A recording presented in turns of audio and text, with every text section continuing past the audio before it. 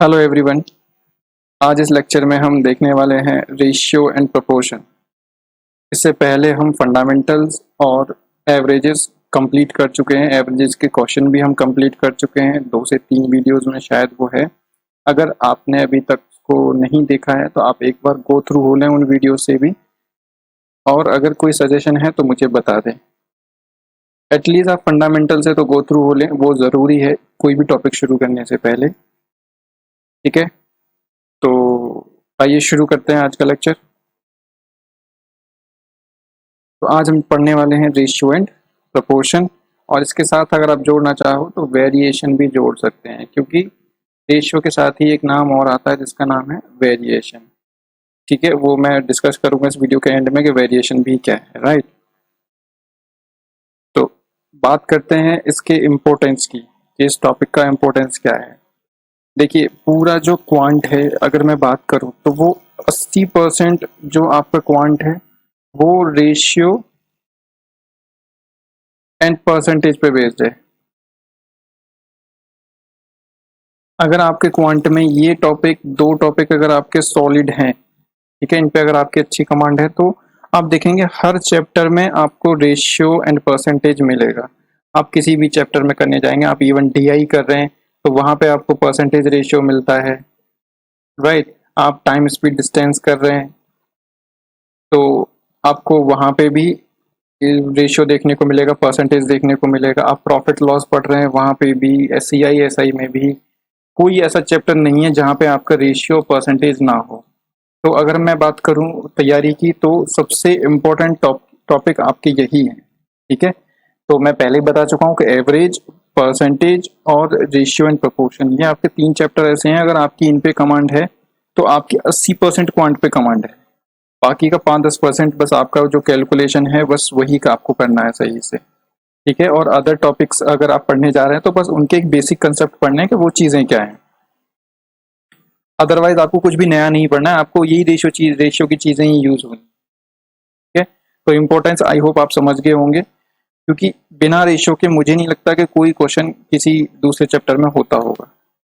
वहाँ पे हर दूसरे तीसरे क्वेश्चन में आपको रेशियो मिक्स होके मिल जाएगा, क्योंकि आजकल जो पैटर्न है वो ऐसा नहीं रह गया है कि मैं अगर बात करूँ टाइम स्पीड की तो purely time speed distance based आपको क्वेश्चन मिल जाए। आपको जो क्वेश्चन मिलेगा वो उसमें रेशियो भी कहीं ना कहीं मिक्स होगा, और उसके अंदर कहीं ना कहीं आपको परसेंटेज मिक्स मिलेगा, कहीं आपको एवरेज भी मिक्स होके मिल जाएगा। मतलब एक ही क्वेश्चन में 2 से 3 क्वेश्चन आपको जो कंसेप्ट हैं वो मिक्स होके मिल जाएंगे। राइट, तो आई होप इम्पोर्टेंस आपको समझ में आ गई होगी। तो इसको हम देखेंगे भी वैसे ही, तो आइए चलते हैं आगे। बट शुरू करने से पहले जो ये लोग वीडियो पहली बार देख रहे हैं तो ये है समथिंग अबाउट मी। अगर आप मुझसे सोशल मीडिया पे जुड़ना चाहते हैं तो जुड़ सकते हैं। राइट, तो आइए शुरू करते हैं।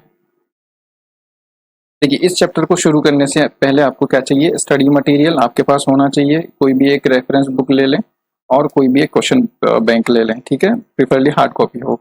आपके फंडामेंटल्स अच्छे होने चाहिए, और ये सबसे ज़रूरी चीज़ कि पॉजिटिव माइंडसेट हो। अब थोड़ा सा स्माइलिंग फेस रखें। सिचुएशन थोड़ी सी ख़राब है बट आप घबराएं नहीं, आप अपनी तैयारी करते रहें कि जैसे ही चीज़ें नॉर्मल हों तो आप सबसे आगे खड़े हों लाइन में, ना कि सबसे पीछे। आप प्रिपेयर्ड होने चाहिए जब यहाँ से इस फेज से आप बाहर निकलो। राइट, और अगर पॉसिबल हो तो आप ये जो चैप्टर है वो किसी भी एक रेफरेंस बुक से या फिर किसी भी एक बुक से बस पढ़ लो, उसकी एक बार थ्योरी देख लो, फिर अब ये वीडियो शुरू करो। राइट, तो आपको कुछ ना कुछ एक आइडिया मिल जाएगा हल्का सा। वैसे अगर आप नहीं भी पढ़ेंगे तो ये वीडियो इतनी सफिशिएंट है कि आपके बेसिक्स को सॉलिड कर देगी, मीन्स आपको एक बेसिक नॉलेज भी आपको दे देगी रेशो के बारे में। इस लेक्चर से आपको क्या मिलेगा, basics of ratio, proportion and variation, इनके कंसेप्ट मिलेंगे, उनकी प्रॉपर्टीज मिलेंगी आपको। ठीक है, और उनको हम कोशिश करेंगे सिंप्लीफाई करने के लिए ताकि आपको याद रह सकें वो चीज़ें। और फिर उसके बाद थोड़े से क्वेश्चन के एप्लीकेशन भी देखेंगे ताकि आप समझ पाओ कि उनका एप्लीकेशन क्वेश्चंस में कैसे होगा, उन प्रॉपर्टीज को आप क्लियरली यूज समझ पाओ उनका। ठीक है, लेट्स बिगिन। रेशियो, तो रेशियो की देखो, अगर कोई भी चैप्टर आप शुरू करने जा रहे हो सबसे पहले उसके नाम पे फोकस करो, जो उस चैप्टर का नाम है, सबसे इंपॉर्टेंट चीज तो वही है। क्योंकि अगर उसके नाम पे, उस टॉपिक का नाम है, तो आप समझ जाओ कि वो सारा कंसेप्ट उसका उसी में है। तो रेशियो क्या है? तो रेशियो नथिंग बट कंपैरिजन। अगर हम रेशियो की बात करें, क्योंकि बहुत से, अगर आप थोड़ा खुद ही सोच के देखो तो शायद आपको अभी तक रेशियो की डेफिनेशन नहीं पता है। बस आपको ये पता है कि ए रेशियो बी को मैं रेशियो बोलता हूँ, बट ये रेशियो नहीं है, ये तो रिप्रेजेंट करने का तरीका है। तो आपको आज तक शायद बचपन से किसी ने बताया नहीं कि रेशियो क्या है। बताया होगा, शायद आपने ध्यान नहीं दिया। ठीक है, आप 6th क्लास या 7th क्लास की बुक को खोल कर देखेंगे तो वहां पे डेफिनेशन लिखी हुई है इसकी। तो वहां पे बताया भी है कि रेशियो एक्चुअल में क्या है। ये क्या है? कंपैरिजन है। अब देखो, कंपैरिजन की बात करते हैं तो जैसे कि अगर मैं कह लूं कि जो ए बंदा है, ठीक है, उसके पास 5 बुक्स हैं, राइट, और जो बी बंदा है उसके पास क्या है? 3 बुक्स हैं।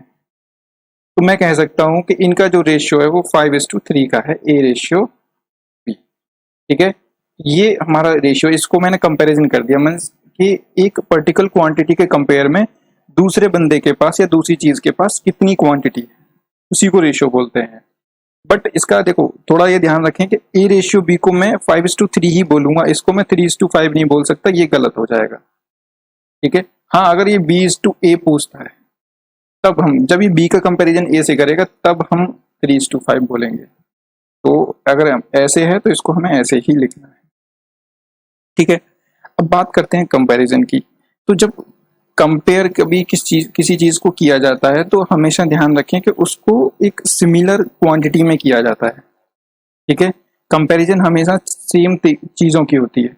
अगर मैं बात करूं कि जो एक टेबल का जो कंपैरिजन है वो एक पेन के साथ नहीं है, इसका कोई कंपैरिजन नहीं है, तो इसका हम कोई कंपैरिजन नहीं कर सकते हैं।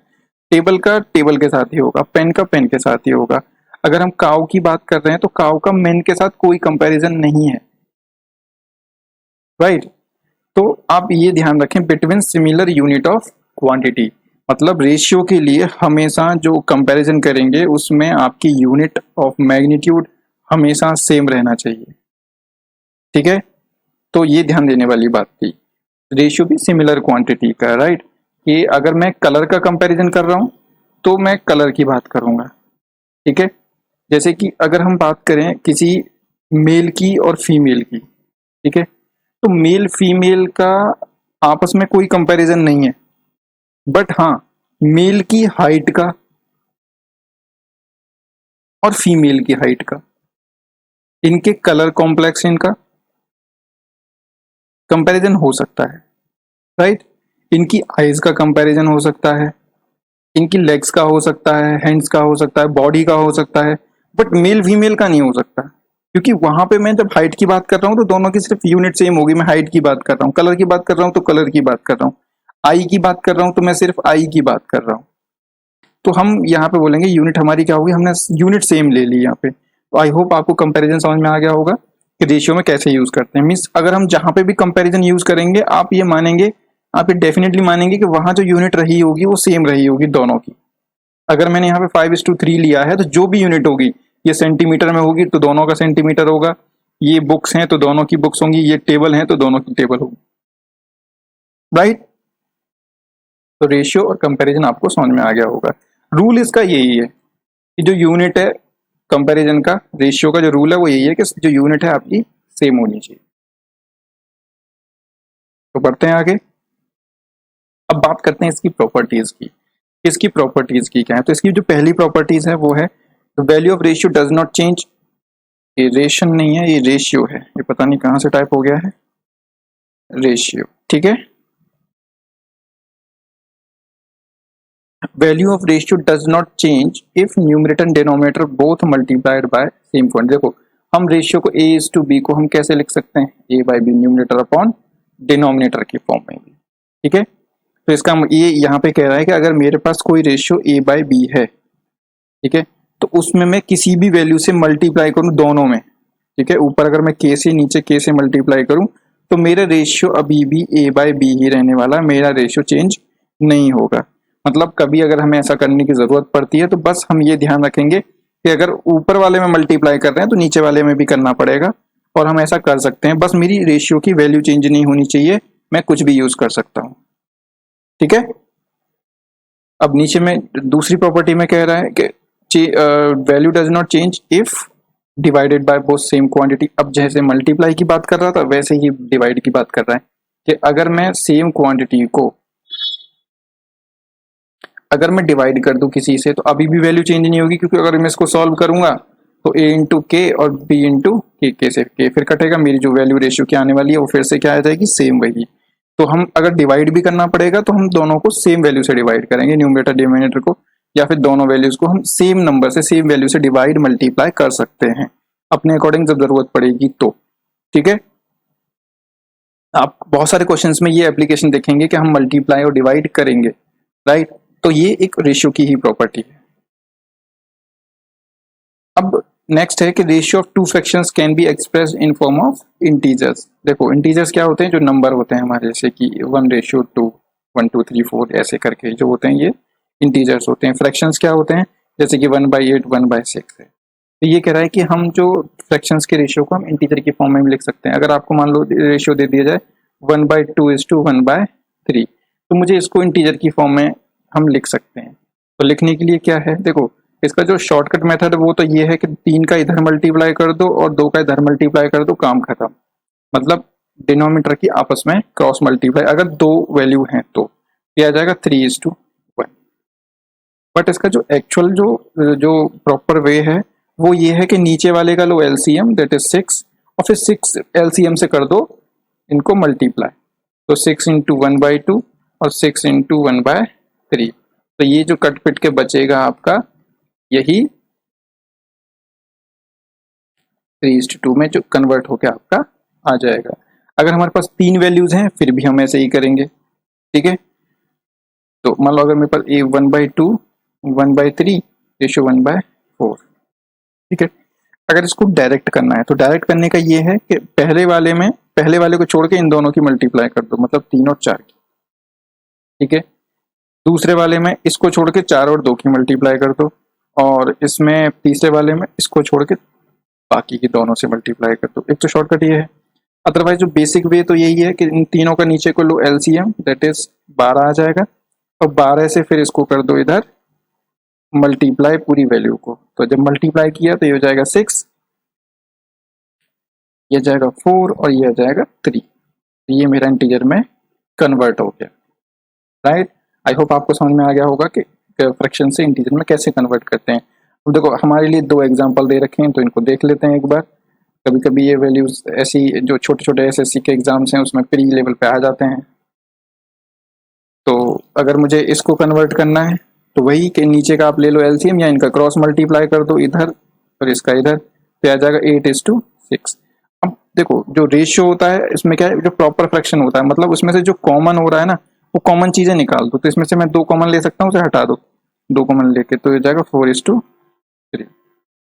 ठीक है। हमेशा कॉमन नहीं आना चाहिए, ऐसी वैल्यू होनी चाहिए आपके पास जो फाइनल लास्ट में जो कट के बचती है। अगर इसको वैसे करना है तो आपको इसका फिर एलसीएम लेना था, दैट इज 24, और 24 से मल्टीप्लाई करना था, तो ये आपका 4:3 फिर आपको सीधा मिल जाता। तो अब ऊपर आपके है कि जब आपको जैसे इजी लगे वैसे पहले आप बेसिक समझो, फिर आप शॉर्टकट पे अपने आप ही आ जाओगे, राइट। अब देखो इसको सॉल्व करना है तो अब ये क्या है, मिक्स्ड फ्रैक्शन है, तो मिक्स्ड फ्रैक्शन को पहले आप क्या बनाओगे, नॉर्मल फ्रैक्शन बनाओगे। ये हो जाएगा 7/3 और ये 16/5। अब इसको चेंज करना है तो क्रॉस मल्टीप्लाई कर दो या फिर एलसीएम से मल्टीप्लाई कर दो एलसीएम से। तो जब मैंने क्रॉस मल्टीप्लाई किया, अब देखो ये प्राइम नंबर है दोनों, तो क्रॉस मल्टीप्लाई कर दो कोई दिक्कत नहीं है क्योंकि इसका कॉमन तो कुछ आना नहीं है। तो आ जाएगा 35:48। ये कन्वर्ट हो गया आपका। तो आई होप आपको चेंज, ये इंपॉर्टेंट प्रॉपर्टी है, ये हमारे काम आएगी आगे। ठीक है। तो आई होप आपको ये क्लियर हो गया होगा। अब नेक्स्ट बात करते हैं हम किसकी, नेक्स्ट प्रॉपर्टी की। वो कह रहा है कि अगर 2 रेशियोज को मल्टीप्लाई कर दिया जाए तो जो रिजल्टेंट होगा उसको हम कंपाउंड रेशियो बोलते हैं। ये थोड़ी काम की प्रॉपर्टी है। ठीक है। आपको चीज़ें जो कंपाउंड रेशियो के या फिर जो सक्सेसिव इंक्रीमेंट डिक्रीमेंट के जो कंसेप्ट हैं रेशियो में, वो आपको यहीं से मिलेंगे। ठीक है, इसका कहने का मतलब है कि अगर हमारे पास दो रेशियोज हैं, ए बाय बी और सी बाई डी, और अगर मैं इनको कर दूं मल्टीप्लाई, ठीक है, या फिर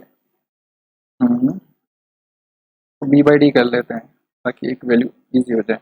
बी से बी कट जाएगा, तो जो ए बाई डी आया that is our compound ratio, इसी को बोलते हैं हम कंपाउंड रेशियो। अब दो से ज्यादा भी हो सकते हैं, मैं इसको डी बाई ई से भी मल्टीप्लाई कर सकता हूँ, तो डी से डी कट जाएगा, बी से बी कट जाएगा, तो जो फिर ई बाय ए बाई ई आएगा वो मेरा क्या होगा, वो कंपाउंड हो जाएगा। ठीक है, तो रेशियो कितने भी हो सकते हैं, इससे कोई मतलब नहीं है, बस दो से ज्यादा होना चाहिए, दो या दो से ज्यादा। नेक्स्ट, कि अगर रेशियो कंपाउंडेड विद इटसेल्फ तो उसको बोलते हैं डुप्लीकेट और ट्रिप्लीकेट रेशियोज। ठीक है, इसका मतलब ये है कि अगर ए बाय बी है, ठीक है, और तो मैं इसी को इसके साथ ही दोबारा से मल्टीप्लाई कर दूं या फिर इसका स्क्वायर कर दूं या क्यूब कर दूं, तो ये जो वैल्यू आई इसको बोलेंगे, जो स्क्वायर होगा इसको बोलेंगे हम डुप्लीकेट वैल्यू, डुप्लीकेट रेशियो। इसी को अगर मैं 3 बार कर दूं, ए क्यूब अपॉन बी क्यूब, ये हो जाएगा ट्रिप्लीकेट रेशियो। तो आपको नाम से ही समझ में आ रहा होगा, डुप्लीकेट मतलब डबल कर दिया, मतलब उसका स्क्वायर कर दिया रेशियो का, तो डुप्लीकेट हो गया, क्यूब कर दिया तो 3 बार मल्टीप्लाई कर दिया तो ट्रिप्लीकेट।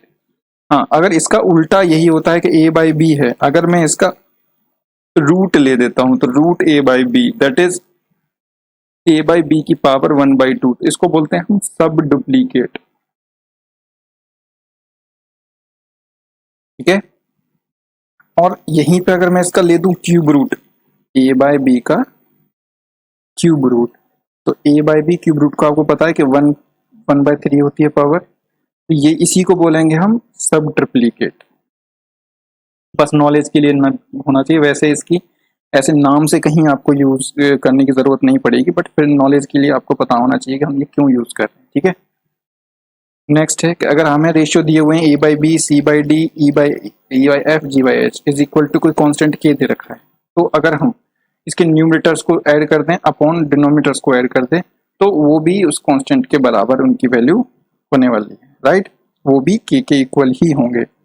नेक्स्ट है, ऐसे ही रेशियो दे रखे हैं आपको, अगर कुछ बहुत सारे डिफरेंट रेशियोज दे रखे हैं, तो अगर मैं उनको ऐड कर दूं, मतलब उनके न्यूमरेटर्स और उनके डिनोमिनेटर्स को ऐड कर दूं, रेशियोज को ऐड कर दूं, तो उनका जो रिजल्टेंट रेशियो होगा वो उनकी जो सबसे स्मॉलेस्ट वैल्यू उस रेशियो में, इन रेशियोज में जो सबसे स्मॉलेस्ट है और जो सबसे हाईएस्ट है उसकी वैल्यू के बीच में लाई करेगा, राइट। जैसे कि 1/2, 1/3, 1/4, तो अगर मैं इनको ऐड कर दूं, लाइक ऊपर रह जाएगा 3/9, तो 1/3, तो आप देख रहे हैं ये इन दोनों के, ये सबसे स्मॉलेस्ट सबसे लार्जेस्ट वैल्यू जो दो हैं उनके बीच में क्या कर रहा है, ये स्मॉलेस्ट ये हो गई, लार्जेस्ट ये हो गई, तो इन दोनों के बीच में ही कहीं लाई कर रहा है वो।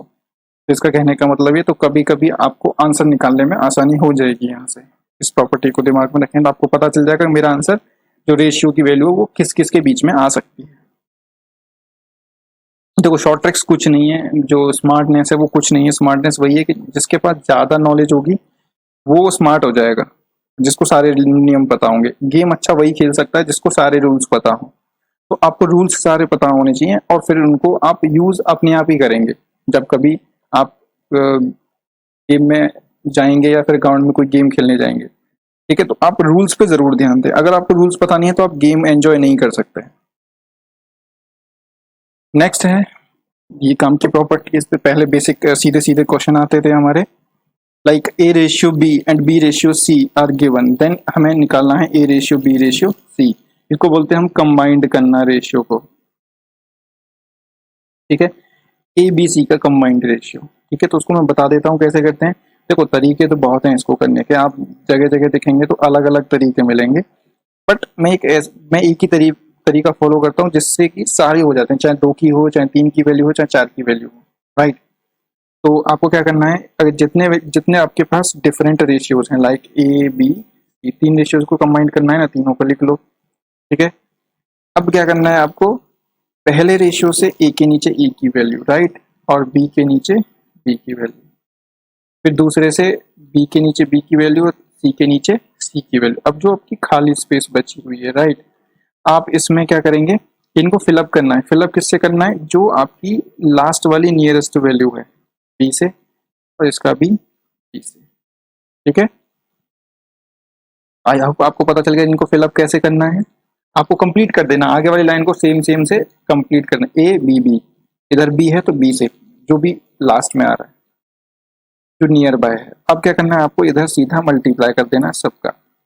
ये हो जाएगा बी इंटू सी, ये हो जाएगा बी इंटू बी, ये हो जाएगा ए इंटू बी, ठीक है। अब देखो मैंने यहाँ पे इसका स्क्वायर नहीं किया, स्क्वायर नहीं करना है क्योंकि कहीं पे बी की वैल्यू अलग भी हो सकती है, ठीक है। इसमें बी की वैल्यू कुछ और हो सकती है, उसमें कुछ और हो सकती है, ठीक है। तो यहाँ पे स्क्वायर नहीं है एक्चुअल में। आई होप आपको दो का कंबाइंड करना आया होगा, ठीक है। अब देखो यहीं पे मैं 3 की वैल्यू आपको बताता हूँ। लाइक मेरे पास मान लो दिया हुआ है ए रेशियो बी, ले लेते हैं A ratio B, B ratio C, C ratio D. अब यहाँ पे हमारे पास 4 वैल्यूज आ गई, तो मुझे क्या करना है, A ratio B ratio C ratio D निकालना है कंबाइंड करके। तो मैं पहले रेशियो, ये मेरे पास 1 2 और 3 रेशियो दे रखे हैं, तो मैं पहले रेशियो से पहले रेशियो की वैल्यू, अब ए के नीचे ए और बी के नीचे बी लिखना है, ठीक है। फिर दूसरे रेशियो की वैल्यू उसको छोड़ देंगे, फिर नेक्स्ट लाइन से लिखेंगे बी के नीचे बी और सी के नीचे सी, फिर तीसरे रेशियो को सी के नीचे सी और डी के नीचे डी। अब देखो आपका बचा क्या है, आपकी ये जो खाली स्पेस बची है, 3 इधर और 3 इधर, इनको कंप्लीट करना है। तो ए बी, तो आपको आगे बी भर देना है, आगे बी भर देना है। यहाँ पे देखो इसके नियर बाय क्या है, इधर खाली है तो इधर क्या है नियर बाय, इधर आपको बी भर देना है और इधर कितना भर देना है आपको, सॉरी सी, राइट, और इधर दोनों तरफ आपको सी सी भरना है। अब क्या करना है, आपको सीधा मल्टीप्लाई, मतलब ये ए इंटू बी इंटू सी, बी इंटू बी इंटू सी, नेक्स्ट बी इंटू सी, और जो चौथा है आपका B into C into D. फिर उसके बाद आप कंपेयर कर सकते हैं, आपको जो भी वैल्यू निकालने की बात वो कर रहा है, ठीक है। तो कब ये ऐसे क्वेश्चंस में काम आएगा, मान लो मुझे 3 अलग अलग रेशियोज दे रखे हैं और वो आपसे पूछ ले ए रेशियो डी, एसएससी का क्वेश्चन है, ठीक है। ऐसे क्वेश्चन काफी आते हैं। अगर वो ए रेशियो डी पूछ ले तो आपको अब इसमें कंबाइंड रेशियो पहले निकालना ही पड़ेगा, फिर आप यहां से ए रेशियो डी कंपेयर कर सकते हैं डायरेक्ट। यहां से आप डायरेक्ट वैल्यूज उठा के नहीं करेंगे, ठीक है, क्योंकि कंपेयर करने के लिए आपको मैंने बताया ना कॉमन चीजों में कंपेयर होता है जिसका कोई कंपैरिजन हो। अब मुझे किसी चीज की यूनिट ही नहीं पता, अब मुझे ये नहीं पता कि इसमें जो रेशियो में यूनिट लिया है और इसके जो रेशियो में जो यूनिट लिया है वो क्या है, तो मैं कंपैरिजन कर ही नहीं सकता। तो मुझे कहीं ना कहीं लिंक चाहिए, ठीक है। आई होप आपको क्लियर हो गया होगा। अब ऐसे ही नेक्स्ट में क्या दिया हुआ है, इसमें 5 दिए हुए हैं, ठीक है। तो यहाँ पे क्या दिया हुआ है, A B C D E, ठीक है, इसमें 5 दिया हुआ है। तो आप वही करेंगे, ए के नीचे ए, बी के नीचे बी, फिर बी सी, फिर सी, फिर डी, फिर ई, एंड आपको क्या दिया हुआ है, डी एंड ई। जो कंपेयर जो चीजें अभी इनकम्प्लीट रह गई हैं तो कंप्लीट करो। लाइक यहाँ पे क्या रह गया आपका, ये 3 स्पेस रह गए, यहाँ पे ये 2 स्पेस रह गए, यहाँ पे ये सिंगल रह गया है, यहाँ पे सिंगल, यहाँ पे 2 है और यहाँ पे ये आपके 3 स्पेस है। तो देखो यहाँ पे मुझे कंप्लीट करना है तो बी बी भर दूंगा मैं आगे, यहाँ पे सी सी, फिर यहाँ पे बी, फिर यहाँ पे डी, फिर यहाँ पे सी आ जाएगा और इधर भी सी और इधर सारे के सारे डी, तीनों।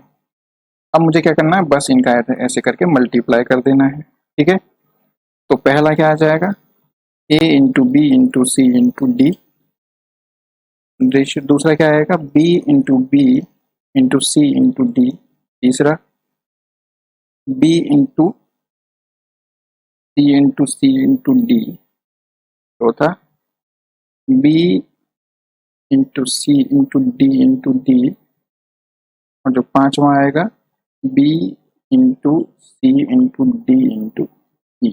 देखो अगर आपको इस चीज को सीधा अगर रटना है तो सीधा देख लो ABCD, फिर आपको डबल करते जाना है और एक को एलिमिनेट कर, जो पीछे वाले को उसको गायब करते जाना है, ठीक है।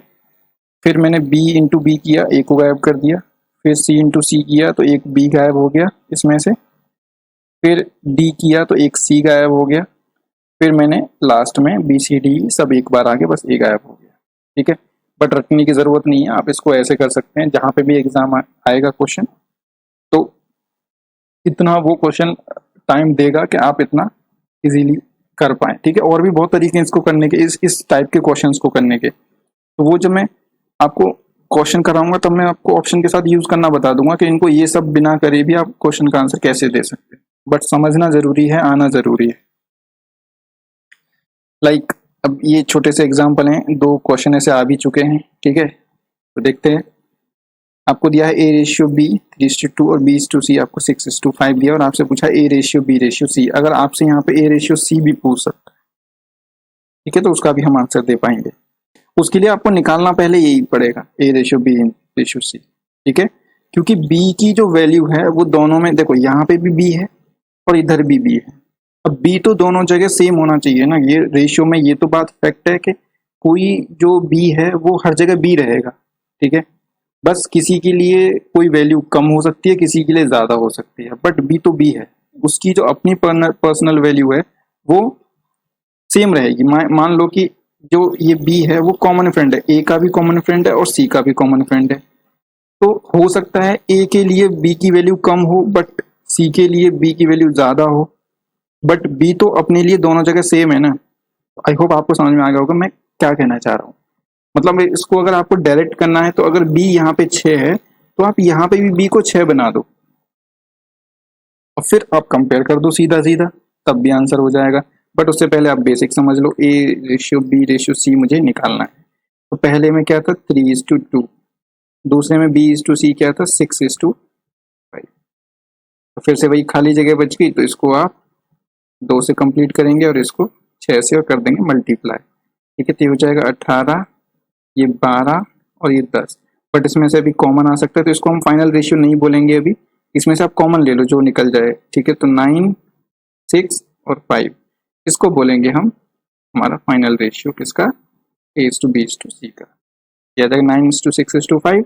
और अगर A/C पूछा है तो मैं यहाँ से अब सीधा बोल सकता हूँ कि A कितना है 9, तो उसके लिए C कितना होगा 5।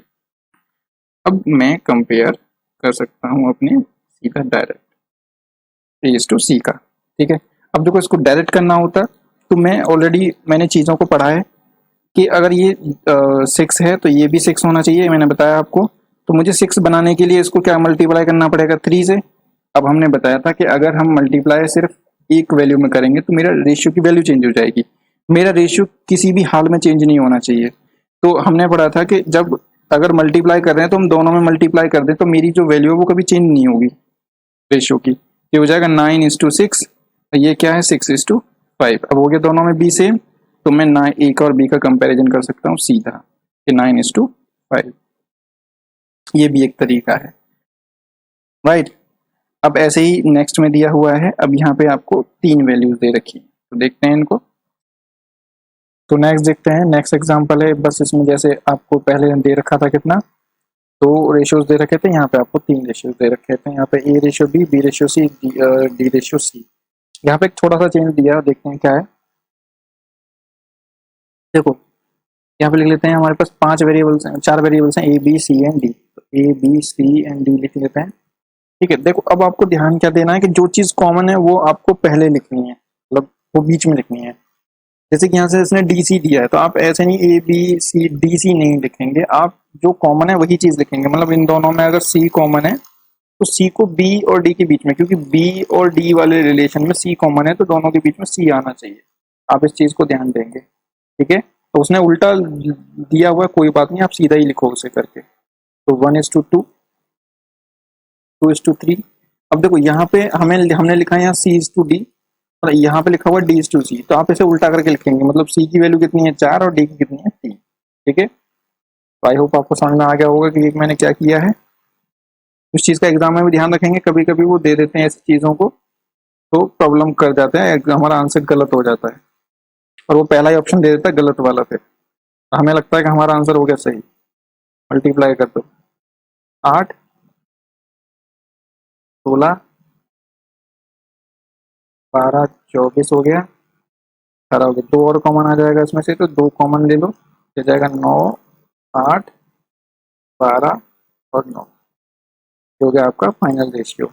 अब आपसे इसमें पूछ लेता है, मान लो A ratio C ratio D जो पूछा हुआ है इसने, ये वाली वैल्यू, तो यहाँ से निकालो। ए की वैल्यू कितनी है 9, सी कितना है 12 और डी कितना है 9, तो इसमें से और 3 कॉमन आ जाएगा, तो आ जाएगा 3, 4, ये होगा फाइनल रेशियो। आई होप आपको ये चीज़ें क्लियर हो गई होंगी, ठीक है। नेक्स्ट क्वेश्चन है।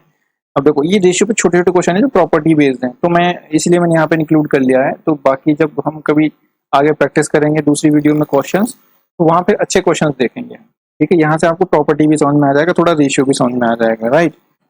तो इस क्वेश्चन में देखते हैं, इस क्वेश्चन में दिया हुआ है 12 person earn 1200 rupees per day and spend 800 rupees per day, then find out the ratio of savings and the expenditure and income।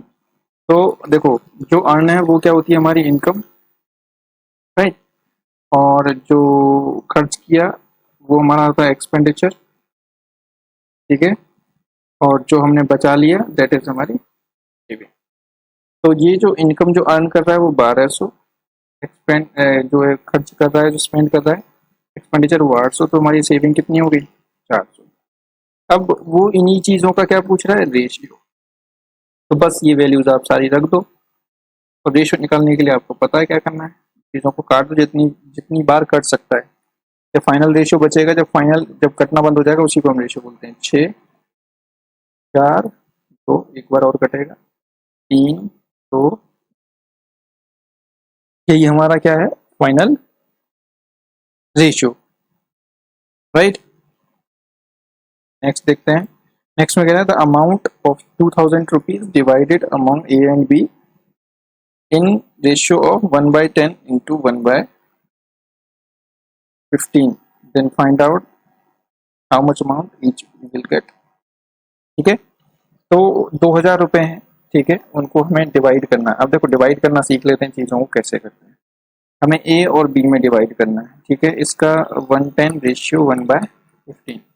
पहली बात तो ये कि हमारा क्या है जो फ्रैक्शन वाला रेशियो, तो आप इसको चेंज करेंगे किसमें, इंटीजर रेशियो में, क्योंकि जब तक इंटीजर में नहीं होगा तब तक हम यूज़ नहीं कर सकते हैं, चीज़ों को कंपेयर नहीं कर पाएंगे, राइट। तो पहले आप करेंगे इंटीजर में चेंज, तो सबसे पहले ऐसे क्रॉस ही मल्टीप्लाई कर दो सीधा, तो ज़्यादा ईजी हो जाता है। अब इसको ब्रेक कर लो 5 से, 3:2। अब देखो यहाँ पे यूनिटरी मेथड में आपको आगे समझा दूंगा कि क्या होता है, तो यहाँ पे हम यूनिटरी मेथड यूज करेंगे, ठीक है। एक तो तरीका ये है कि देखो अगर बेसिक तरीका आप सीखना चाहते हो तो ये होता है कि अगर मुझे एन को ए रेशियो बी में डिवाइड करना है, तो जो ए का पार्ट होता है वो होता है ए upon A plus B into N, और जो बी का पार्ट होता है वो होता है B upon A plus B into N. जो बेसिक अगर फॉर्मूले वाली बात है तो वो कुछ ऐसे होगी, ठीक है। यहाँ पे अगर आपको ए का पार्ट निकालना है, ठीक है, तो ए का पार्ट आ जाएगा 3 upon A plus B that is 5 into 2000, तो आप यहाँ पे आ जाएगा 1200, और बी का पार्ट आ जाएगा कितना 2 अपॉन 5 इंटू 1000, ये भी 400 हो गया। तो बी इज इक्वल टू 800, या फिर कह लो कि अगर ए के पास, सॉरी ये 12,000 नहीं 1200 है, अगर ए के पास 1200 है तो बाकी का बचा हुआ किसके पास होगा, बी के पास, ऐसे भी कर सकते थे। दूसरा क्या है कि हमें पता है कि ये जो मेरा टोटल अमाउंट है ये इस टोटल यूनिट्स में जाने वाला है, मतलब इसके हमने 5 हिस्से किए, 3 हिस्से इसके पास है, 2 हिस्से इसके पास है, तो 5 हिस्से में कितने रुपए हैं भैया 2000, तो एक हिस्से में कितना होगा 400, इसके पास 3 है तो 3 हिस्से में कितना हो जाएगा 1200, 2 हिस्से में कितना हो जाएगा 800। आप ऐसे भी कर सकते हैं, इसी को हम यूनिटरी मेथड बोलते हैं। तो आई होप ये चीज़ क्लियर हो गई होगी। नेक्स्ट देखते हैं। अब कह रहा है length of side of a triangle are in the ratio of 2:3:4 if perimeter of triangle is 63 then final length of large side. देखो यहाँ पे ज्योमेट्री आ गई, ज्योमेट्री के अंदर भी रेशियो आ गया, ठीक है। तभी मैं कहता हूँ कि ये जो आपका रेशियो है वो बहुत जगह, आप हर जगह 80% आपके जो क्वेश्चंस हैं वो इसी पे डिपेंड होंगे, मतलब कहीं ना कहीं जाके यूज होगा उनमें। तो देखो ट्राइंगल है, कोई भी ट्राइंगल हमें दे रखा है इसने, राइट, उसकी ए बी तीन साइड है, 2:3:4 आपको दे रखा है। और पेरीमीटर, देखो पेरीमीटर क्या होता है भाई, पेरीमीटर होता है सम ऑफ ऑल साइड्स, जितनी भी साइड है उसकी उसका सम कर दो, तो ये हो जाएगा कितना हमें दे रखा है, राइट। अगर मैं इसको ए, इसको बी, इसको सी ले लेता हूँ लेंथ को, तो A plus B plus C is equal to perimeter, ये मुझे 63 दिया हुआ है, और ए प्लस बी प्लस, अब देखो या तो एक्स करके ले लो, तो मान लो कि इसकी जो लेंथ है वो 2x है, 3x है, 4x है, ठीक है। यहाँ पे वैल्यू रख दो, तो 2x plus 3x plus 4x is equal to 63, तो 9x इज इक्वल टू 63, और तो x की वैल्यू कितनी हो जाएगी 7। अब आपको लार्जेस्ट साइज चाहिए, तो आपको पता है कि लार्जेस्ट साइज जिसके आगे कांस्टेंट लार्जेस्ट है वही लार्जेस्ट होगी, दैट इज 28 सेंटीमीटर। सबसे छोटी पूछता तो हम इसमें 2x में रख देते वही x की वैल्यू। एक तो ये भी था, आप इसको सीधा भी कर सकते थे कि इसको यूनिटरी मेथड से कर लेते, इसके जो 63 जो चीजें थी, मतलब यूनिट थी, उसको हमने टोटल 9 यूनिट्स में डिवाइड कर दिया, ठीक है। तो जो 9 यूनिट्स हैं वो मेरी 63 के बराबर हैं, तो एक यूनिट में कितना हिस्सा आ गया भाई, एक हिस्से में कितना हो गया 7, तो इसके पास 4 हिस्से हैं, तो इसका कितना हो जाएगा 28 सेंटीमीटर। आप ऐसे भी सीधा कर सकते थे, ठीक है। तो वो सीखेंगे, आप धीरे धीरे सीख जाएंगे, बस पहले बेसिक समझो। अब देखो नेक्स्ट क्वेश्चन है, इसमें अच्छा क्वेश्चन है, इसमें कह रहा है कि ऐसा क्वेश्चन आ जाता है एग्जाम में, एसएससी जैसे एग्जाम में या फिर क्लर्क जैसे एग्जाम में कभी कभी, तो हमें डिवाइड करना है 12,224 को, रुपीज को, ठीक है। और वो कह रहा है कि इसको ऐसा डिवाइड करना है कि इसके 3 हिस्से बनेंगे, फर्स्ट, सेकंड, थर्ड। और वो ये कह रहा है कि जो 3 हिस्से भी ऐसे होंगे कि जो फर्स्ट पार्ट है वो डबल होगा सेकंड पार्ट का, एंड जो सेकंड पार्ट है वो 1/3 होगा तीसरे पार्ट का, ठीक है। तो देखो अब यहाँ पे ये समझ लो, इसने 2 रेशियो दे रखे हैं, मान लो कि ये जो 1/3 है ये ABC है, तो आपको A रेशियो B दे दिया, दैट इज कि जो फर्स्ट पार्ट है डबल है, मतलब 2:1 है, और फिर आपको second part B ratio C दे दिया, दैट इज 1/3 है, तो मतलब ये 1:3 हो गया, राइट। ऐसे भी बोल सकते हैं। तो अब इस रेशियो को आप सीधे यहाँ पे रख दो, तो 2:1, 1:3, फिर इसको क्या करो आप 2:1:3 ऐसे कंपेयर करके बना दो, तो टोटल कितने, अब इसको क्या करना है आपको, इतने पार्ट में आपको इसको इस रेशियो में डिवाइड कर देना है ABC में। तो हम मैं सीधा इसको अगर वही पार्ट वाले मेथड से, यूनिट वाले मेथड से करूं, तो 3 और 2 5 और 1 6, तो ये जो 6 यूनिट है वो इक्वल हो गई कितने के 1224 के, तो एक यूनिट कितने के बराबर होगी भाई 204 के। अब आपसे जिसका हिस्सा पूछ रहा है आपको उसी का हिस्सा बता देना है, इसका पूछ रहा है तो इंटू 2 कर दो, तो हो जाएगा 408 रुपये, इसका हो जाएगा पहले वाले का 204, दूसरे वाले का, तीसरे का, बाकी का बचा हुआ तीसरे का हो जाएगा, या फिर उसमें 3 से मल्टीप्लाई कर दो, ठीक है। तो 612 रुपये, ये हो गया तीसरा हिस्सा। तो इजिली डिवाइड हो गया, आप एक्स करके भी कर सकते थे, 2x, 1x, 3x, तो 6x इज इक्वल टू 1224, तो x इज इक्वल टू 204, फिर x की वैल्यू रख दो। तो इट डिपेंड्स ऑन यू, तो जो चीज हम x मान के कर सकते हैं वही हम 1 मान के भी कर सकते हैं, ठीक है। ये तो थी एग्जांपल्स की रेशियो की जो बेसिक चीजें हैं, जो कंसेप्ट प्रॉपर्टी आपको समझ में आ गया होगा, डिवीजन समझ में आ गया होगा। अब उससे थोड़ा सा आगे चलते हैं, बात करते हैं प्रोपोर्शन की, कि प्रोपोर्शन क्या है, ठीक है, क्योंकि रेशियो के साथ प्रोपोर्शन ही यूज होगा, सारी चीजें मिक्स एक साथ यूज होंगी। तो देखो प्रोपोर्शन की बात करें तो रेशियो ही है, प्रोपोर्शन रेशियो ही है, बस क्या है कि अगर 2 रेशियोज को मैं बोलूँ कि 2 डिफरेंट रेशियोज को बोलूँ कि ये दोनों इक्वल हैं, तो मैं कह दूंगा कि वो प्रोपोर्शन में है। या फिर मैं बोलूँ कि मेरे पास 4 वैल्यूज हैं ए बी सी डी और मैं कहता हूँ ये प्रोपोर्शन में है, तो इसका मतलब होगा कि ए रेशियो बी बराबर में होगा सी रेशियो डी के, मतलब A by B is equal to होगा सी बाई डी के। मतलब और वाइस वर्सा, अगर ये चीज मुझे दे रखी है तो मैं ये कह सकता हूँ कि प्रोपोर्शन में होगा, और मुझे ये दे रखा है तो मैं कह सकता हूँ मुझे ये चीजें मिल जाएंगी उसके बाद। मतलब कि अगर कोई 4 नंबर अगर प्रोपोर्शन में है तो मैं बोलूंगा कि उनका जो रेशियो होगा पहले दो का रेशियो लास्ट वाले दो के बराबर होगा। ठीक है, तो जब A by B equal to हो जाएगा सी बाई डी के, तो हम बोलेंगे A ratio B ratio C ratio D जो होंगे ये प्रोपोर्शन में होंगे, राइट। तो इक्वलिटी ऑफ रेशियो को हम क्या बोलते हैं? प्रोपोर्शन। अब इसकी कुछ प्रॉपर्टीज पे बात करते हैं, क्योंकि इसकी कुछ स्पेसिफिक प्रॉपर्टीज की भी हैं। ये कह रहा है कि जब मेरे पास ए रेशियो बी प्रोपोर्शन में होंगे सी रेशियो डी के, तो इसकी जो एक्सट्रीम एंड्स की जो मल्टीप्लाई है, मतलब ए इंटू डी इक्वल होता है बी इंटू सी के। इनको बोलते हैं हम means, product of means, product of extremes and product of means या फिर मिडिल वैल्यू। ये इक्वल होते हैं, और अगर ये इक्वल हैं तो हम बोलेंगे कि प्रोपोर्शन में है, और अगर इक्वल नहीं है तो बोलेंगे प्रोपोर्शन में नहीं है।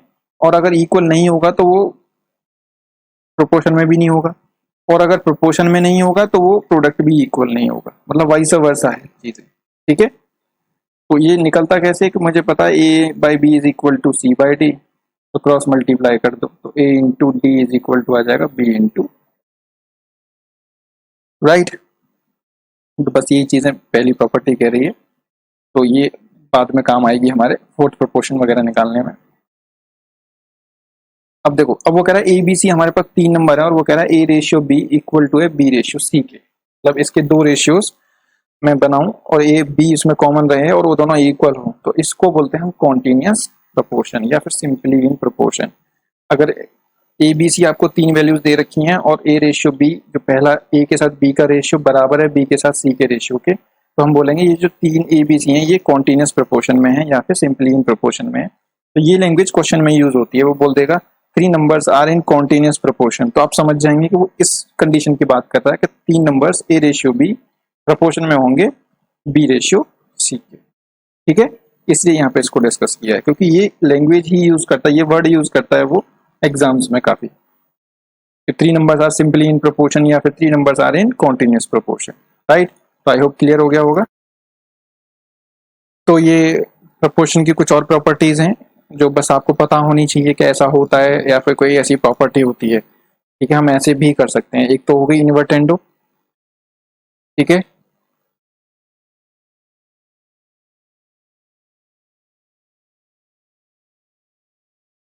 तो नेक्स्ट प्रॉपर्टी है हमारी ऑल्टरनेंडो।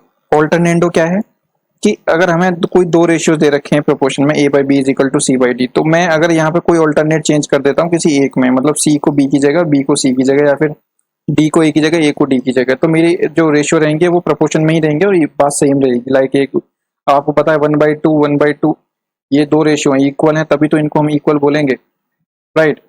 तो इनको आप अगर यहाँ पे आगे पीछे भी करोगे तो 1/1 इज इक्वल टू 2/2 हो जाएगा, ये भी क्या हो जाएगा 1/1, तो मेरा ये रेशियो भी क्या होगा? इक्वल होगा। तो ये ऑल्टरनेटो। कंपोनेंटो क्या है? ए बाई बी, अगर आपको if A by B is equal to C by D, तो ये कंपोनेंटो है कि A plus B upon B is equal to C plus D upon D. ये रेशियो भी हमारे क्या होने वाले हैं? इक्वल होंगे। फॉर एन एग्जाम्पल आप ऐसे ही कोई एक एग्जाम्पल ले लो, like 1/2 is equal to 1/2, 2 ratio है, तो आप यहाँ पे क्या करो 1 + 2 upon 2 is equal to 1 + 2 upon 2। तो ये बात यहाँ पे प्रूव होती है। मैंने एक छोटे नंबर पे ये प्रूफ करके देख ली चीजें, मतलब आप करके देखेंगे तो आपको समझ में आ जाए कि हाँ ये चीज हम कर सकते हैं। ठीक है, ऐसी डिविडेंडो, तो कंपोनेंटो में प्लस होता था, डिविडेंडो में बस माइनस हो जाता है। ठीक है, वही सेम चीज है। कंपोनेंटो डिविडेंडो मतलब ये दोनों कंबाइंड है। इन दोनों को अगर मैं ऐड कर देता हूँ, ठीक है, ऐड नहीं सॉरी डिवाइड कर देता हूँ, तो मुझे क्या मिल जाएगा? a plus B upon a minus B is equal to C plus D upon C minus D. इन दोनों से ही मिलता है मुझे कंपोनेंटो एंड डिविडेंडो। मतलब अगर आपको a by B is equal to C by D दे रखा है तो आप ये भी ट्रू होगी बात, right. a plus B upon a minus B is equal to C plus D upon C minus D. तो ये प्रोपोर्शन की प्रॉपर्टीज थी। अब कुछ क्वेश्चन देख लेते हैं, जैसे कि इसने दिया है first second and fourth number of a proportion are 5, 15 and 90, then find out the third term. अब ए बी सी डी इसने किसी प्रोपोर्शन एक दे रखा है, इसमें 4 टर्म है, ठीक है, फर्स्ट सेकंड थर्ड फोर्थ। तो आपको फर्स्ट सेकंड एंड फोर्थ दे रखा है, आपको तीसरी वैल्यू निकालनी है। तो आपको पता है कि A into D is equal to क्या होता है, बी इंटू सी। मतलब जो एक्सट्रीम प्रोडक्ट होता है वो मिडिल के प्रोडक्ट के बराबर होता है। तो ए डी आपको पता है, ए डी क्या होगा, ये फर्स्ट, ये फोर्थ, ये सेकंड और ये थर्ड नंबर। तो हमें थर्ड नंबर तो निकालना है। तो C इज इक्वल टू आ जाएगा, ए की वैल्यू क्या है 5, डी की वैल्यू है 90 अपॉन 15। तो जो तीसरी वैल्यू है वो क्या हो गई 30। इसके निकालने के और भी तरीके थे, लाइक आपको पता है फर्स्ट सेकंड दे रखा है 5, 15, ठीक है। आपको पता है कि ये जो रेशियो होगा, ये तीसरा नंबर कुछ x होगा, रेशियो होगा 90 के। यहाँ जो रेशियो 1:3 का है, आप देख लो कि ऑप्शन में किसके साथ ये 3 का रेशियो बना रहा है, 1:3 का। तो वो बात निकल जाएगी और आपका आंसर भी निकल जाएगा। नेक्स्ट है the ratio of male and female in factory 7:8, then find out the number of females. आपको दे रखे हैं कितने, the number of females is 5120, then find out the number of males in the factory. देखो किसी भी factory में male female के जो भी नंबर रहे होंगे, मतलब जो रेशियो है मेल फीमेल का, जो रेशियो है वो इनके number of male ratio number of female, इनका रेशियो इक्वल रहेगा, क्योंकि इनका रेशियो फाइनली निकल के तो इनके नंबर से ही आया होगा ना। ये 7:8 कटने के बाद ही तो आया होगा। तो मैं कह सकता हूँ कि ये नंबर क्या रहे होंगे, प्रपोर्शन में रहे होंगे। तो यहाँ पे मैं 5120 लिख सकता हूँ, यहाँ पे x, मतलब यहाँ पे भी आपको क्या है, वो थर्ड प्रपोर्शन निकालना है आपको, नंबर ऑफ मेल्स है। तो आप निकाल सकते हो, जैसे मैंने बताया वैसे करके निकाल सकते हो। तो x इज इक्वल टू क्या आ जाएगा, एक्सट्रीम का multiply upon third number second, ठीक है। तो ये हो जाएगा 64। अब मल्टीप्लाई कर दो इसमें, तो कितना आ जाएगा, 600 में किया 4200, और 4200 फिर 40 में किया तो 280, ठीक है।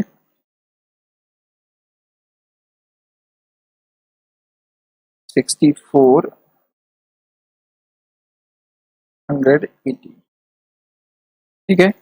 तो जो आपके जो नंबर ऑफ मेल्स आ जाएंगे वो कितने आ जाएंगे, 6480। तो नहीं होने चाहिए, सॉरी 44 आएगा, ठीक है, क्योंकि 42 होते हैं, सच में 42, 6 7 का 42, राइट, हाँ। तो ये कितना आ जाएगा 44, क्योंकि देखो यहाँ पे फीमेल्स की 8 यूनिट है, मेल्स की 7 यूनिट है, मतलब जो नंबर ऑफ मेल्स है वो कम है, तो कभी भी ज्यादा नहीं आ सकती वैल्यू। अब देखो इसका दूसरा निकालने का तरीका क्या था, आपको पता है कि ये प्रोपोर्शन में होने वाले हैं, ठीक है। मतलब फीमेल्स की 8 यूनिट और मेल्स की 7 यूनिट। तो मैं कह सकता हूँ जो 8 पार्ट हैं फीमेल्स के, उसमें कितनी वैल्यू आती है 5120। तो इसकी एक यूनिट में या एक पार्ट में कितनी वैल्यू आएगी 5120 अपॉन 8। क्योंकि यहाँ जब कंपैरिजन हो गया, मतलब यूनिट क्या है हमारी सेम, तो आप एक यूनिट की वैल्यू निकालो, दैट इज 640। तो जब एक पार्ट में 640 आते हैं तो 7 पार्ट में कितना आएगा 640 इंटू 7, दैट इज 4480। हम ऐसे निकालेंगे मोस्टली आगे, ये बस मैंने आपको एक समझाने के लिए बताया, हम आगे इसको ऐसे यूज करेंगे, राइट। तो आई होप यहाँ तक क्लियर हो गया होगा। नेक्स्ट देखते हैं, कह रहा था मीन प्रोपोर्शन निकालना। देखो मीन प्रोपोर्शनल क्या होता है, मीन प्रोपोर्शन होता है, मीन मतलब क्या होता है, मीन मतलब होता है बीच का, ठीक है। बोलते भी है ना वैसे हम, ये बड़ा मीन बंदा है, मतलब आपके मुंह पे आपकी बातें करेगा और दूसरे के मुंह पे दूसरे की बातें करेगा, राइट। तो वही होता है मीन बंदा, ठीक है। तो आप समझ जाओ, मीन लोगों से दूर रहा करो।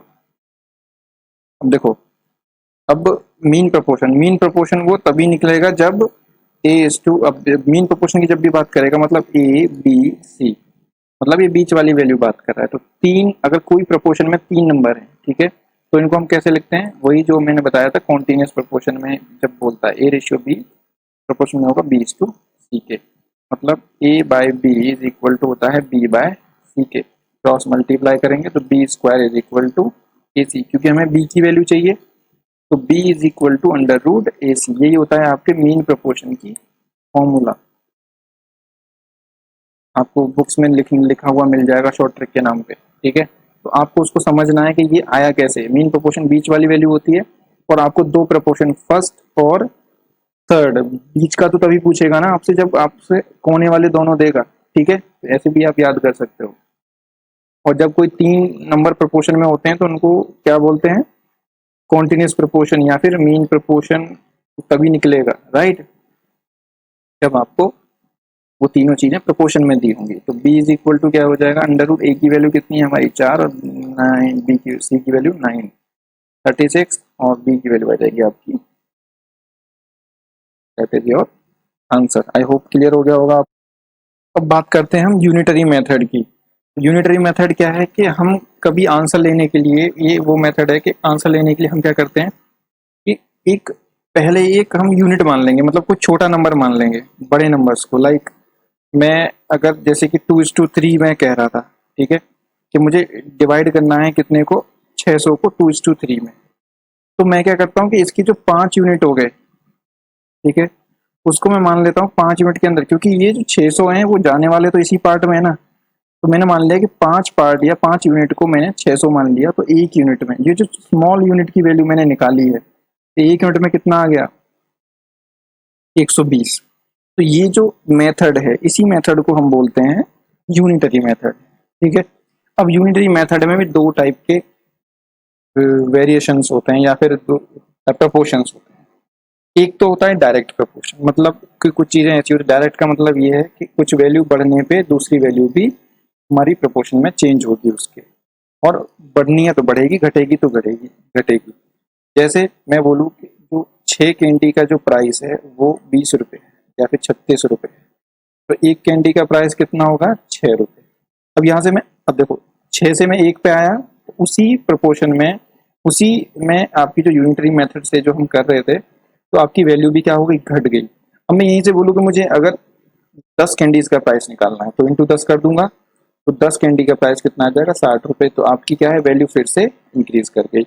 ये होता है डायरेक्ट प्रोपोर्शन में यूनिटरी मेथड को यूज करना, ठीक है। लाइक अगर हम बात करें कि वर्क की बात करें, ठीक है, टाइम इन वर्क में, लाइक कि अगर हमारे पास 30 आदमी किसी काम को 40 दिन में कर देते, ठीक है, तो एक आदमी कितने दिन में करेगा, 2 दिन, राइट।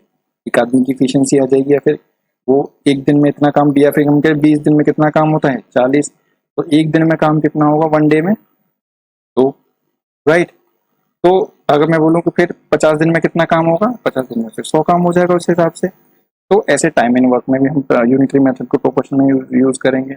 उस प्रोपोर्शन में क्या है, जैसे हम यहाँ भी डायरेक्ट प्रोपोर्शन में देख रहे थे कि अगर 20 दिन में काम कितना होता है, 40, तो एक दिन में काम कितना होगा, 2, तो 100 दिन में काम कितना होगा, 200, राइट। तो ये वर्क एंड टाइम का है कि मतलब डायरेक्टली प्रोपोर्शन है कि अगर मैं ज्यादा दिन ले रहा हूँ तो मैं ज्यादा काम करूंगा, और कम दिन लूंगा तो कम कम काम होगा, राइट, कम वर्क होगा, लेस वर्क होगा। वहीं पे अगर मैं क्या कर दूं कि यहाँ पे मैं बोलूँ 20 मैन अगर काम करते हैं 40 एक दिन में, ठीक है, तो एक आदमी कितना करेगा, कम हो जाएगा। वहीं पे मैं क्या कर दूं, 40 मैं कहता हूँ कि 20 मैन कोई वर्क को 40 डे में करते हैं। तो अगर मैं यहाँ पे नंबर ऑफ मेंस बढ़ा दूं, 40 कर दिए, तो आपको पता है कि नंबर ऑफ डेज क्या हो जाएगा, लेस, मतलब घट जाएंगे। मतलब जब मैं इस नंबर ऑफ मेंस को बढ़ा रहा था तो मेरा टाइम क्या हो गया, घट गया। तो ये होता है हमारा इनवर्स प्रोपोर्शन, ठीक है। तो इसको इसी तरीके से जब टाइम एंड वर्क आएगा तो वहां समझेंगे, वहां पे काम आएगा ये वेरिएशन। देखो वेरिएशन क्या है, वेरिएशन बोलते हैं कि जब कभी एक एक किसी फिक्स वैल्यू, मैं बोलूँ कि जो ए है डायरेक्टली प्रोपोर्शनल टू है बी, ठीक है, मतलब ए के प्रोपोर्शन में बी की वैल्यू, अगर ए की वैल्यू बढ़ती है तो बी की वैल्यू भी बढ़ेगी। तो किसी एक डेटा या फिर ऑब्जेक्ट या फिर वैल्यू के प्रोपोर्शन में दूसरी वैल्यू में क्या वेरिएशन होते हैं, ठीक है, वो वैल्यू घटती है बढ़ती है, वही जो चीजें होंगी वही हमारी क्या बोलते हैं हम उनको, वेरिएशन, ठीक है। लाइक कोई अगर नंबर ऑफ मेंस अगर हम बढ़ा रहे हैं तो मेरा टाइम घटेगा, ठीक है। तो ये वेरिएशन हो गया कि इस नंबर ऑफ मैन को बढ़ाने घटाने की वजह से मेरे जो टाइम ऑफ वर्क है उस पर फर्क पड़ रहा है, दैट इज वेरिएशन। अब वेरिएशन भी दो टाइप का होता है, दैट इज डायरेक्ट वेरिएशन और इनवर्स वेरिएशन। कभी कभी सीधा क्वेश्चन आ जाता है वेरिएशन पे, ए और ए प्रोपोर्शनल टू बी या फिर ए इनवर्सली प्रोपोर्शनल टू बी ऐसे कुछ करके दे देता है, ठीक है। तो समझ लें, डायरेक्ट वेरिएशन का मतलब है ए डायरेक्टली प्रोपोर्शनल टू बी, मतलब ए का जो रिलेशन है वो सीधा बी के साथ है, जो ए के साथ होगा वही बी के साथ होगा। मतलब ए अगर इंक्रीज कर रहा है तो बी भी इंक्रीज करेगा, और अगर ए डिक्रीज कर रहा है तो बी भी डिक्रीज कर जाएगा। तो मैं इसको लिख सकता हूँ A is equal to K into B, या फिर A by B is equal to K. और के क्या है मेरा यहाँ पे, ये हमारा प्रोपोर्शनल कांस्टेंट है भाई, राइट। तो ऐसा क्वेश्चन आपने देखा होगा बैंक वगैरह में मिल जाता है। ऐसी इनवर्स प्रोपोर्शन है। इनवर्स प्रोपोर्शनल क्या है कि जब ए की वैल्यू बी से इनवर्सली वेरिएशन करे तो इसको बोलते हैं इनवर्स वेरिएशन। अगर यहाँ पे देखो इनवर्स वेरिएशन को ऐसे लिखते हैं, इसको बोलते हैं इनवर्स प्रोपोर्शनल टू, ठीक है। जब ए की वैल्यू बढ़ेगी तो बी की वैल्यू क्या होगी, घटेगी, और जब ए की वैल्यू घटेगी तो बी की वैल्यू क्या होगी, बढ़ेगी। That is inversely proportional. तो मैं इसको लिखूंगा ए इज इक्वल टू के अपॉन बी, वेयर के क्या है हमारा प्रोपोर्शनल कांस्टेंट, ठीक है। तो इसको हम अगर जब हमें प्रोपोर्शन का साइन हटाना होगा तो हमें बीच में एक कांस्टेंट लगाना ही होगा, क्योंकि ये वेरिएशन है और ये हमारा कांस्टेंट वैल्यू के साथ आ जाएगा, राइट। तो अब देखो इसका क्वेश्चन है, एक बहुत अच्छा क्वेश्चन है, बैंक वगैरह में आपको देखने को मिल जाएगा, जो मेंस के एग्जाम में वहां देखने को मिल जाएगा। बहुत अच्छा क्वेश्चन बनता है इस पे, ठीक है। और कभी कभी बस छोटी सी चीज है समझ में नहीं आती और बच्चे धोखा खा जाते हैं। तो इसमें क्या है, इसमें दिया है कि A is directly proportional to B and inversely proportional to C. तो कह रहा है A is 12 when B is 6 and C is 2। जब बी 6 है सी 2 है तब ए की वैल्यू 12 है। तो हमें बताना है ए की वैल्यू जब बी 12 हो और सी 3 हो, ठीक है। तो देखो जब अगर वो ऐसे कह रहा है तो मैं इसको ऐसे लिख सकता हूँ A is proportional to B by C, क्योंकि यहाँ पे बी के प्रोपोर्शन में है और सी के इनवर्सली प्रोपोर्शन में है, ठीक है। अब देखो इसको कांस्टेंट को लगाएंगे और इसको हटा देंगे, क्योंकि हमें एक कांस्टेंट लगाना पड़ेगा इसको सॉल्व करना है तो, ठीक है। क्योंकि जब ये कहीं ना कहीं जाके एक फिक्स वैल्यू होगी उसके अकॉर्डिंग कुछ ना कुछ वेरिएशन होंगे, राइट। तो यहाँ पे ए की वैल्यू पहली कंडीशन में उसने दे रखी है हमें क्या, कि वो कह रहा है ए 12 है जब बी की वैल्यू क्या है 6 और सी की वैल्यू 2। तो मैं कह सकता हूँ जो मेरा कांस्टेंट है, सॉरी मल्टीप्लाई हो जाएगा, तो के की वैल्यू कितनी आ जाएगी 4। अब देखो कांस्टेंट इस रिलेशन के लिए हमेशा 4 रहने वाला है, फिर कांस्टेंट का मतलब ही ये है कि वो हमेशा कांस्टेंट रहता है। अब दूसरा जो दूसरी कंडीशन दी है वो देखो, वो कह रहा है कि ए की वैल्यू हमें बतानी है जब के की वैल्यू कितनी है, देखो के बी की वैल्यू कितनी है 12 और सी की वैल्यू 3। तो के की वैल्यू मुझे पता चल गई 4 है, तो मैं यहाँ पे के की वैल्यू कितनी रख सकता हूँ, मैं यहाँ पे 4, क्योंकि मुझे कांस्टेंट की वैल्यू पता चल गई। तो ये हो गया 4, तो ए की वैल्यू कितनी आ जाएगी 60। ऐसे ही क्वेश्चन आते हैं कि वो आपको दे देगा A is inversely proportional to B, ठीक है, और बोल देगा A is 12 when B is 3, then find out A when B is 4। ऐसे ऐसे क्वेश्चन मैंने खुद देखे हैं, मेरे खुद के एग्जाम्स में ऐसे क्वेश्चन आए हुए हैं। बहुत छोटा सा कंसेप्ट है, ठीक है। बस ये कि अगर हम जब हम शॉर्ट ट्रिक वाली किताबों से पढ़ते हैं तो ये सब चीज़ें कहीं लिखी नहीं होती, तो हम छोड़ देते हैं उन चीज़ों को, और फिर यहीं से किताबें आ जाती है। आप अगर अच्छी किताबें पकड़ोगे कोई तो उसमें सारी चीज़ें आपको देखने को मिल जाएंगी, ठीक है। तो that's enough for this video. इसमें पूरे कंसेप्ट वगैरह हो गए और काफ़ी लंबी हो गई ये वीडियो, ठीक है। बट देखें ज़रूर, वो ये ज़रूरी है बहुत, इसमें आपको छोटे मोटे क्वेश्चंस भी मिल रहे हैं, ठीक है। तो आई होप कि आपको सब कुछ समझ में आया होगा। कोई डाउट है, कोई प्रॉब्लम है तो आप नीचे कमेंट करके बता सकते हैं। इसका पीडीएफ आपको इस चैनल से मिल जाएगा, आप जाएं ज्वाइन करें, ठीक है। ये अब फ्री में फ्री फुल कोर्स इजी है इसका नाम, ठीक है। जो यूट्यूब चैनल का नाम है वही इसका नाम है, राइट। अब सजेशंस के लिए आप फीडबैक देते रहें, कमेंट करते रहें, कुछ आप अगर चाहते हैं वो भी बताते रहें। तो मिलते हैं नेक्स्ट वीडियो में कुछ अच्छे क्वेश्चंस के साथ, इसी के रेशियो एंड प्रोपोर्शन के क्वेश्चंस के साथ। Till then, you